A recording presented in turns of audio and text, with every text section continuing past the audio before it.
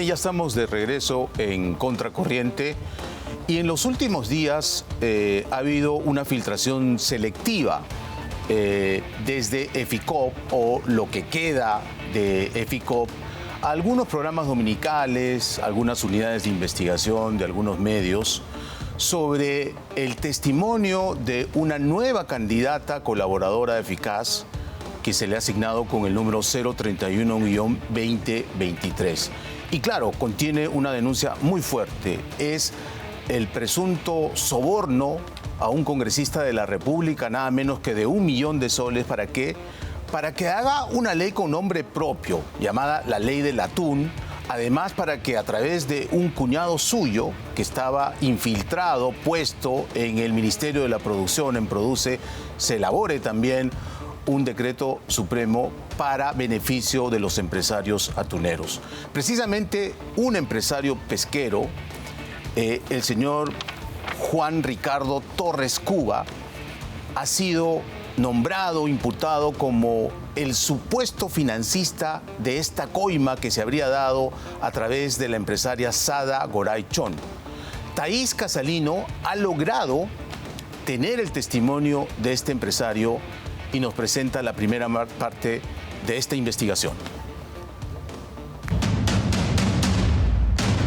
Amigo no, pero sí confío en ella. Yo creo que principalmente ella cambia ahora su versión con este matiz de que dejó de ser extorsionada y que ahora es prestamista para coimas, por el hecho de que ella quiere buscar que se le caiga el caso principal, ¿no? El tema del que hubo en el Ministerio de Vivienda, y en segundo quiere desconocer las deudas.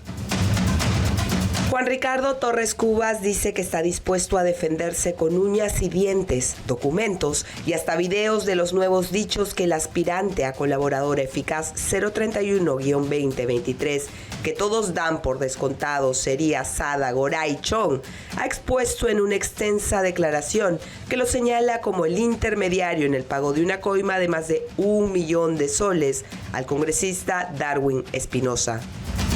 ¿A Darwin Espinosa? A Darwin Espinosa, sí, correcto. ¿Pero lo conoció en la casa de la señora Sada o lo conoció en la sede del Club El Bosque? No, en la casa de la señora Sada. Por primera vez y en exclusiva, Torres habla de algunas relaciones peligrosas y cuenta detalles de los negocios y préstamos que compartía con la cuestionada empresaria. Quería ser pesquera, incluso me presentó gente del extranjero que quería, bueno, tenía un interés económico, me pareció sano. Y yo me arrepiento de haberle presentado importantes empresarios del sector. Cuenta de las reuniones que sostuvo y con quién, y más importante, ¿dónde? ¿Cuántas veces se habrá reunido con la señora Sada Goray y en qué tiempo? Bueno, la relación comercial nace, si mal no recuerdo, en el 2020 y me he reunido muchísimas veces con ella. ¿En dónde? Por temas, bueno, estábamos en época de COVID, su centro de reunión era su casa. Una casa que frecuentaba el congresista Darwin Espinosa, su esposa y su cuñada. Una casa que guarda aún muchos secretos por descubrir. Torres Cubas tiene mucho que decir, así es que vayamos por partes. ¿Tú eres testaferro del señor Fernando Pasos? No, eso. Y me sonrío porque es una palabra muy fuerte, ¿no?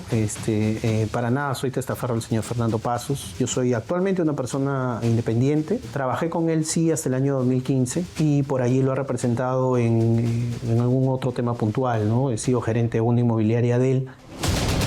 Pero ¿quién es Juan Ricardo Torres Cubas? Fue apoderado del siempre mencionado restaurante La Cuadra de Salvador, que tiene como dueño al hijo del empresario pesquero Fernando Pasos Guayamares. Pero también fue, según la nueva carpeta fiscal 24622, el hombre de confianza señalado supuestamente por el empresario pesquero, que serviría de nexo entre Sada Goray y el congresista Darwin Espinosa. Todo esto en el relato del aspirante a colaborador eficaz, quien ha declarado que la habían buscado porque querían beneficiarse con una ley y un decreto supremo para el atún. La versión de Torres Cubas es diferente. ¿Y cómo conoces a Sada Goray? Me lo presenta un amigo inmobiliario, Revilla. ¿En qué condiciones? Me llamó diciéndome que era gerente de ella, que quería invitarme a algún proyecto inmobiliario con ella, porque, bueno, yo tengo cierta experiencia en el negocio inmobiliario hace muchos años. Y luego, ¿en qué consta la cercanía que luego tienen? Entiendo de que tú en algún momento le has dado algunos préstamos para ser parte de algunos proyectos. Claro, en mi declaración de hace 2 años y medio manifesté que yo sí he tenido relaciones comerciales con la señora, con las empresas que yo representaba. Es decir, yo desde hace 2 años y medio he dicho que sí le he prestado dinero de manera correcta, de manera transparente, ella me ha pagado intereses. Aquí hay además un punto a resolver y una denuncia en particular.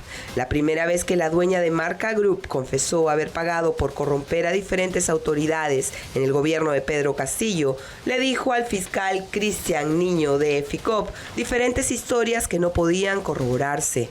Allí, en esa primera carpeta, Juan Ricardo Torres Cubas, efectivamente empresario pesquero e inmobiliario, aparecía como testigo y fue llamado a declarar.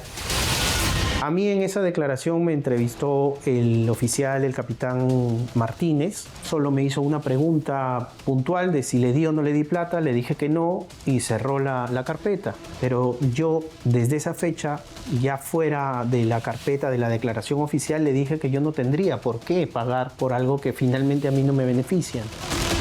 Dice Torres Cubas que nunca se benefició con la ley, pero además que el dinero que alguna vez le entregó a la empresaria son préstamos para inversiones inmobiliarias que ella tenía en vivienda social a través del fondo Mi Vivienda. Sostiene que todo lo tiene documentado. En esos contratos, en esos préstamos, era un producto de una relación antigua. Yo ya le había hecho préstamos anteriores. Puntualmente este préstamo era para que ella logre sanear un proceso de un préstamo anterior que le había hecho por un proyecto, y parte del negocio inmobiliario de esta señora, su expertise, era sanear terreno. Estábamos hablando de una Sada Goray del año 2021 que había pasado de vender un terreno de 90 hectáreas de 1 millón a 54 millones de dólares en un año. ¿Cuál era tu ganancia? O sea, ¿para qué prestarle? Porque, ¿qué era la promesa? ¿Cuál era la promesa? Mi promesa era... ¿Regresaban 25% más? ¿Cuánto regresaba más? El 15% de los flujos de sus acciones que ella le habían prometido, que era el 35%. Dice que todo lo explicó la primera vez que lo llamaron a declarar, que quiso presentar pruebas, pero que no se las recibieron. Dice también que a finales del año pasado le llegaron unos mensajes extraños, unos videos que contenían la nueva carpeta secreta aún no notificada, y preste atención, una solicitud del pago de $25,000 para que no sea incluido en la nueva acusación firmada por el fiscal Jorge Mauro García Juárez. Una vez más, el supuesto método FICOP al descubierto. Para cuando la carpeta era secreta o reservada, a mí me buscaron en mi casa, me buscaron fuera de mi casa, en moto, me enviaban videos. Varios teléfonos me están llame por el tema del supuesto aparente extorsión de la que estoy siendo víctima, y me acaban de enviar un mensaje con algo que desaparece rápido. Y no saben qué ponerme. Este es un video que guardó de prueba, en donde efectivamente se ve la carpeta reservada o secreta. En otro chat que le envían desde el número que ya ha denunciado en fiscalía, le dicen: ya me dieron la orden para que vayas adentro. Si no pagas mañana te voy a montar guardia. El sentido común me lleva a pensar que definitivamente esa información salió de la fiscalía. Jorge García Juárez ni siquiera le tomó importancia a mi versión, no tuvo la diligencia fiscal de tomar mi denuncia para nada, simplemente me dijo: aquí tú no eres investigado y punto. Incluso oficialmente me dio un documento diciéndome que ni siquiera era parte del proceso. Un buen fiscal va a saber analizar que lo que digo es contundente y que sí recibí extorsión antes de que esta carpeta sea abierta.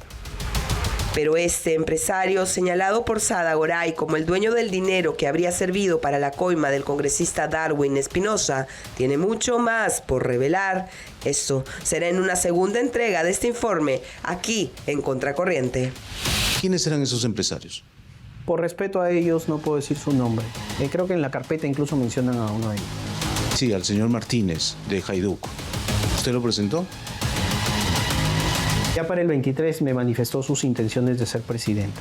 ¿Presidenta de qué? ¿De la República? Del país. O sea, ¿se iba a postular a la presidencia? Seguramente tenía aspiraciones políticas, sí. Y en la cuadra de Salvador vio muchas veces a la señora Sada Goray reunida con algunos congresistas, con Andrés Hurtado.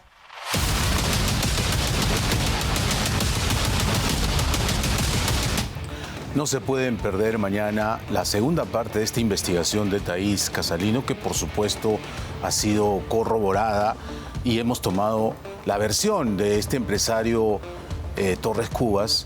Y por supuesto, si la señora Sada Goray quiere dar su versión, está completamente invitada a contracorriente.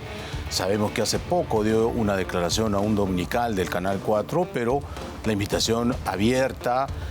Yo he tenido la oportunidad de conversar con ella off the record hace algunos días, me recibió en su casa, he escuchado también su versión, pero si ella quiere exteriorizar o responder al empresario Juan Ricardo Torres Cuba, por supuesto que las puertas de este programa están plenamente abiertas. Pero es gravísima la denuncia de Juan Ricardo Torres Cubas, otra vez el método EFICOP. Ha sido contactado por gente extraña, pero que tenía la carpeta secreta reservada que el fiscal de FICOP venía indagando. Y solamente pueden tener acceso a esa carpeta secreta o los fiscales o los policías de la DIVIAC que trabajaban en apoyo de FICOP. Y al señor le estaban pidiendo dinero, lo estaban extorsionando a cambio de no incluirlo en esta carpeta. Y no es, lamentablemente, la primera vez que se denuncia este tipo de prácticas extorsivas al interior del equipo especial de fiscales contra la corrupción del poder, EFICOP, que lideraba hasta hace poco la también investigada Marita Barreto Rivera. Es gravísimo y tiene que investigarse. Tengo a la mano ya la denuncia formal de este empresario ante una fiscalía penal. Esta denuncia se tiene que llegar hasta las últimas consecuencias y sería bueno que la fiscal Delia Espinosa y el propio comandante general de la policía, porque ambas instituciones están inmersas en esta denuncia, hagan un equipo especial, prolijo, independiente, objetivo, que puede investigar estas denuncias que son gravísimas, ya son varias. Mirta González Yep, con audio de por medio, denunció una extorsión grosera del abogado y escritor Humberto Jara, que le pedía $250,000 para no incluirla en la carpeta del EFICOP. También el empresario Fernando, el empresario que está viviendo actualmente en España, que ha sido involucrado en esta investigación, también ha formalizado una denuncia sobre una posible extorsión y no se investiga. ¿Hay una posibilidad de que se haga algo? Esperemos que sí. Mañana vamos a tener una nueva entrega de esta investigación de Thaís Casalino y por supuesto también estamos pidiendo la versión del empresario Fernando Pasos para saber qué pasó con él dentro de esta investigación en EFICOP. Bien. Ahora vamos a tener otro tema, el tema del día en el Perú. Está de visita el presidente electo de Venezuela, Edmundo González Urrutia. Es el presidente electo en el exilio, ¿no? Porque la dictadura narcotraficante de Maduro y sus secuaces no le han permitido hacer la juramentación respectiva. Pero muchos países, como el Perú, están reconociendo su legitimidad y están apoyando que regrese pronto la democracia a este hermano país. Stephanie Medina estuvo detrás de Edmundo González Urrutia, primero en Palacio de Gobierno, después en el Congreso de la República, donde ha sido condecorado, y también en la Plaza San Martín, donde dio un mitin breve, pero muy contundente a sus paisanos, la diáspora venezolana que está en Lima. Y en estos momentos está recibiendo también la condecoración, la medalla de la ciudad del alcalde metropolitano. Vamos a ver la crónica que nos ha preparado Stephanie Medina.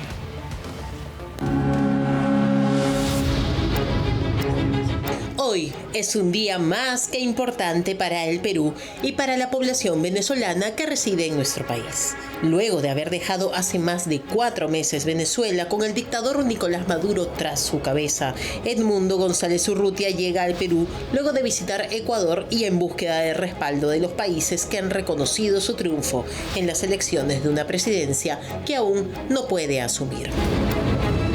Estamos en el patio de honor de Palacio de Gobierno y en unos minutos el presidente electo de Venezuela, Emilio González Urrutia, va a llegar hasta aquí y detrás mío lo va a esperar la presidenta de la República, el presidente del Consejo de Ministros y el canciller de Perú.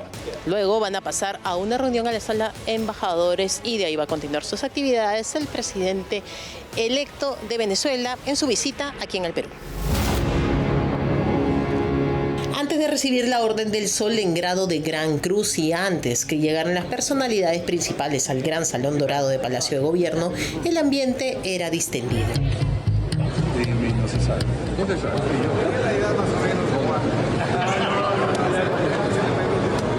González Urrutia, al parecer, no quiso tomar el brazo de la presidenta Boluarte a la hora de descender las escaleras, pero eso no fue impedimento para la reunión en la que fue condecorado por la mandataria. Recibo con profunda gratitud y humildad la condecoración de la Orden El Sol del Perú. Le agradezco, Presidenta, por esta distinción que interpreto como un símbolo de respaldo a la lucha por la recuperación de la democracia de los venezolanos dentro y fuera de nuestro país. También quiero expresar mi agradecimiento por la calidez con la que el gobierno de la hermana República del Perú y su presidenta Dina Boluarte nos han recibido. Este encuentro es un llamado a la acción, un compromiso con la democracia y con la libertad. Boluarte reconoció, así como los gobiernos de Argentina, Costa Rica, Italia, Ecuador, Estados Unidos, Panamá, Uruguay, República Dominicana, Canadá, Reino Unido, Japón, Alemania, Francia, Israel y otros países, la presidencia de González. Boluarte le puso la banda icónica de la Orden del Sol, mientras el pueblo venezolano espera que la siguiente banda sea la de su país.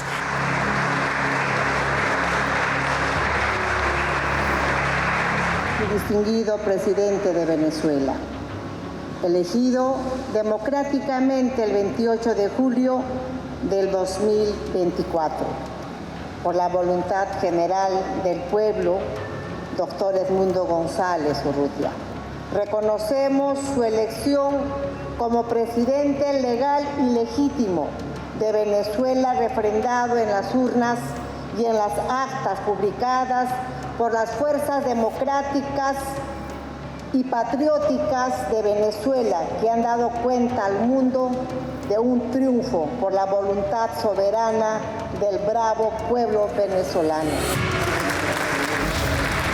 González es perseguido por Nicolás Maduro por la supuesta comisión de usurpación de funciones, sabotaje, conspiración, forjamiento de documentos públicos e instigación a la desobediencia de las leyes, lo que lo llevó a exiliarse en España desde septiembre del 2024. La esposa de Edmundo González Urrutia dio un mensaje a todo el pueblo venezolano en nuestro país. Solo un mensaje para los venezolanos que están acá en Perú. Les mando todas mis bendiciones, de aquí seguimos en la lucha. Gracias. Ante un rechazo anunciado por las bancadas de izquierda como Perú Libre, González Urrutia aún así visitó un parlamento que en semana de representación lucía un tanto vacío.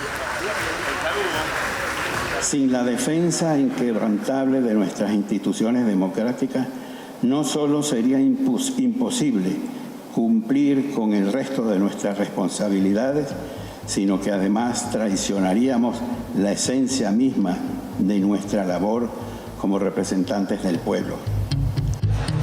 Por la tarde, el color y la esperanza vino tinto invadieron la Plaza San Martín.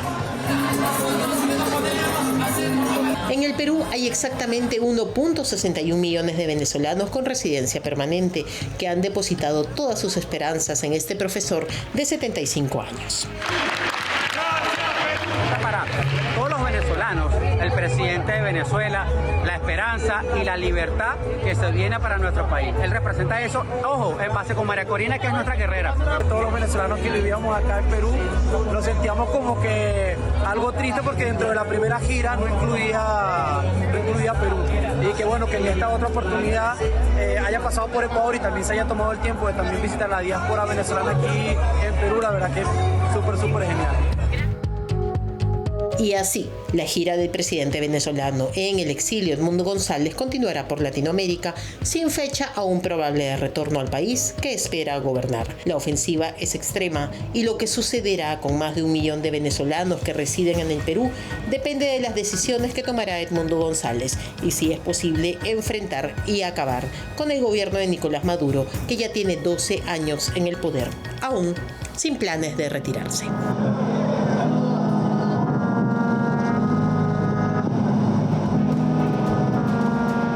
La comunidad democrática internacional mira con estupor la dictadura chavista, que ya tiene en el poder 27 años, ¿no? Se murió Chávez, pero su sucesor Nicolás Maduro ha endurecido incluso esta dictadura que en julio pasado perpetró un tremendo fraude, ¿no? Y quieren continuar en el poder 6 años más contra, obviamente, los votos del pueblo venezolano, que casi en un 70% le dijo cambio, democracia, y Maduro no quiere respetar la soberanía, la decisión de su pueblo. Bienvenido, presidente electo en el exilio, le decimos. Y esta noche nos acompaña Nancy Arellano. ¿Cómo está, Nancy? Gracias por venir al estudio. Gracias a ustedes. Ella es una destacada profesional venezolana, trabajando algunos años en Perú. Y claro, pertenece al movimiento Ciudadanos Venezolanos en el Mundo. Y esta tarde te vi en el Congreso de la República junto a tu presidente legítimo electo. Cuéntanos cómo ha sido para ustedes los venezolanos de la diáspora aquí en Perú esta visita de su presidente en el exilio. No, bueno, en este momento Edmundo González es un faro, ¿no?, de esperanza para los venezolanos en Venezuela y en el mundo, sencillamente porque es, pues, un presidente legítimo. El hecho de que Venezuela, con todo y que no se permitió el voto de los venezolanos en el exterior. No fue contra todo, ¿no? Haya logrado más del 70%. Hasta los militares votaron. Correcto. Contra Maduro, ¿no? Te habla del talante democrático de un país en asedio a la democracia, ¿no? Claro. Y eso es muy importante. Creo que eso ha desatado, por supuesto, los demonios a la interna. Maduro, yo diría que ni siquiera tiene un plan de 6 años. Tiene un proyecto hegemónico, totalitario, autocrático y expansivo, porque estamos hablando de un eje, ¿no?, que termina coordinándose con Nicaragua, con Cuba, con un eje antioccidente. Y dictaduras. Y representando, insisto, un tema de amenaza a Occidente, es un tema ya de seguridad hemisférica. En eso quiero ser bien enfática, y lo que justamente Edmundo González y los demócratas en Venezuela y fuera de Venezuela estamos buscando es reivindicar, ¿no?, el valor, insisto, de la democracia, de la propiedad, de la economía, del Estado de Derecho, de las relaciones internacionales occidentales en términos, pues, de comunidad, que se venía construyendo en un proyecto que tuvo, bueno, 40 años de resultados, ¿no?, en Venezuela. Venezuela es un país muy rico, ¿no?, en petróleo, etcétera, y el chavismo ha empobrecido este país, y no solo ha generado una crisis económica, sino una crisis humanitaria. En Venezuela no hay libertades, en Venezuela no hay democracia, en Venezuela no hay comida, en Venezuela no hay puestos de trabajo, hay una hiperinflación. Hay un estado híbrido Claro. Ellos renunciaron al poder coactivo, al monopolio de la fuerza coactiva, y la dispersaron con elementos paraestatales. Y eso ha convertido, insisto, a Venezuela, lamentablemente, en un socio no fiable, en términos de seguridad, en términos de lucha contra el lavado de activos, en términos, insisto, de desarrollo a nivel regional, ¿no? Nancy, el mundo democrático se pregunta qué tenemos que hacer o qué tiene que hacer el mundo democrático, los líderes, para que Edmundo González no se convierta en el Juan Guaidó 2.0, es decir, para que no se apague la llama de la democracia en el representante legítimo de ustedes. Claro, yo creo que lo primero es ver la diferencia, ¿no? Guaidó era una sucesión constitucional de un congresista, un asambleísta, un diputado que estaba en ese momento en la mesa directiva y se configura ese vacío de poder que se declara a partir de el amañamiento de las elecciones presidenciales por parte de Maduro en el 2018. Y en cambio Edmundo González es un presidente electo de manera directa por el pueblo. Estamos hablando de artículo número 5. Y de hecho hay factores antidemocráticos que hablan de la autodeterminación de los pueblos. Y la autodeterminación de los pueblos es un concepto plenamente asociado al artículo número 5, es decir, la soberanía popular reside indefectiblemente en el pueblo que lo ejerce a través del sufragio. Y sobre eso pues no hay mucho más que decir. Pero además los derechos humanos son universales, ¿no? Bueno, ojo, ahí ya hay un expediente. Venezuela tiene el lamentable lugar de ser el único país en la historia de Latinoamérica que ha pasado a segunda fase de investigación ante la Corte Penal Internacional. Imagínate, por crímenes de lesa humanidad. Además se retiraron de la Corte Interamericana de Derechos Humanos, etc. Yo te quería preguntar, un factor importante es Donald Trump, ¿no? Ha iniciado un segundo mandato con medidas muy polémicas, pero la pregunta es, ¿va a apoyar a Edmundo González? ¿Va a hacer algo en concreto para que la democracia regrese a Venezuela o le va a hacer caso a sus amigos los petroleros de Texas para que sigan haciendo negocios con la dictadura chavista? Mira, yo creo que es importante el rol, insisto, corresponsable de las Américas, ¿no? Yo creo que aquí tenemos todos que comprender qué tan necesario es, y había un sistema interamericano que justamente se creó en el siglo XX, luego de la triste experiencia de la Segunda Guerra Mundial. Claro. Y que incluso tiene dentro de sus herramientas, no solo herramientas diplomáticas, sino incluso del uso del poder coactivo. La gran pregunta es si vamos a ser lo suficientemente coherentes y consistentes como región para activar, por ejemplo, el tratado de ayuda recíproca, ¿no? De asistencia recíproca. ¿Y cómo ves a los presidentes de la región? Petro, Lula, que han tenido la misma Claudia Sheinbaum en Ecuador. Es profundamente incómodo para ellos, evidentemente, porque estamos hablando de que esto no es un tema ideológico. Para nada. En realidad, o sea, esto es un tema de ser demócrata, no ser demócrata. Esto es un tema de respetar los derechos humanos o violarlos. Esto es un tema de generar la mayor crisis humanitaria de la región. Esto es un tema de aliados de crimen organizado transnacional. Esto es un tema de terrorismo, de narcotráfico, de un paraestado, un estado híbrido, insisto. Entonces, esto resulta profundamente incómodo y yo creo que por el bien, insisto, de toda la región, es importante que se entienda que los venezolanos estamos haciendo todo lo que está en nuestras manos, dentro y fuera del país. Mira, mi primer acto político fue el firmazo en el 2002. Y básicamente después sacaron una lista de todos los que firmamos por la revocatoria a Chávez. Sí. Pasamos muchos años, insisto, intentando generar esa sana tensión democrática, intentando contener la erosión al Estado de Derecho y lamentablemente lo avanzaron. Sí. Nancy, en televisión siempre el tiempo es tirano. Sí. Sin duda podríamos hablar muchísimo de tu país y de la democracia. Los mejores deseos. El presidente González Urrutia va a estar hasta mañana en Lima y que la lucha y va a seguir hasta el final, como ha dicho María Corina. Que la lucha no se apague. Muchas gracias. Sí. Bien, con nosotros será hasta mañana, que regresa Augusto Zona y damos pase a Milagros Leiva, entrevista con Milagros Leiva. Buenas noches.